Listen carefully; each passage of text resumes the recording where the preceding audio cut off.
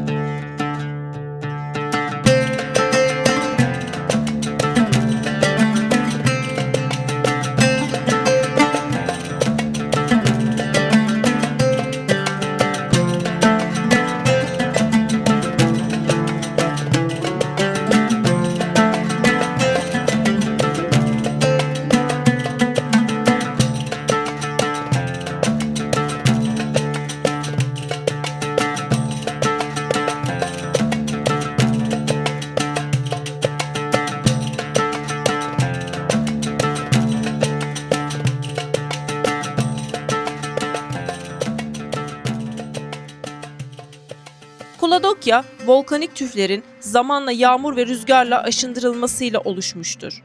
Bölgede çok sayıda sönmüş volkan konisi ve lav akıntıları bulunur. Kuladokya, Türkiye'nin ilk ve tek UNESCO onaylı jeoparkıdır. Oluşumlar yaklaşık 1 milyon yıl öncesine kadar uzanır ve Anadolu'daki en genç volkanik alanlardan biridir.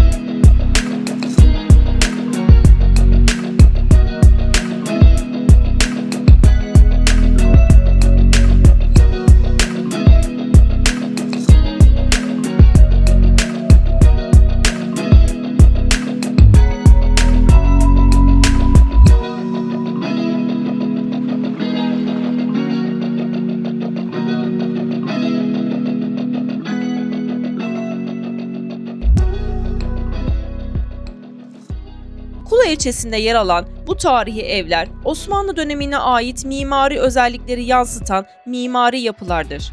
Bu evler 18. ve 19. yüzyıllarda inşa edilmiş olup Osmanlı şehir yaşantısını ve mimari estetiğini çok iyi yansıtan yapılardır. Genellikle 2 veya 3 katlı olan bu yapılar alt katları taş malzemeden, üst katları ise kerpiç ve ahşaptan yapılmıştır. Evlerin dış cepheleri renkli boyalarla süslenmiş olup beyaz, mavi, sarı gibi pastel tonlar kullanılmıştır.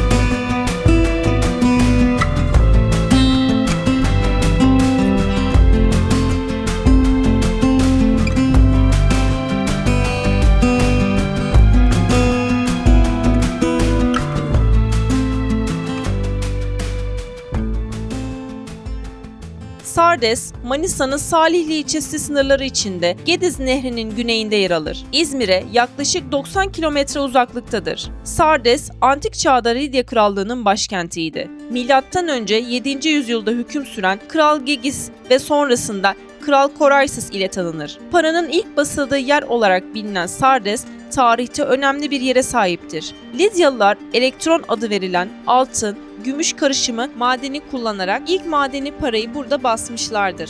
Karun kadar zengin deyimi de Sardes kralı Koraysos'un zenginliğiyle ilişkilidir. Sardes, Pers, Helenistik, Roma ve Bizans dönemlerinde de önemli bir merkez olarak yaşamaya devam etmiştir.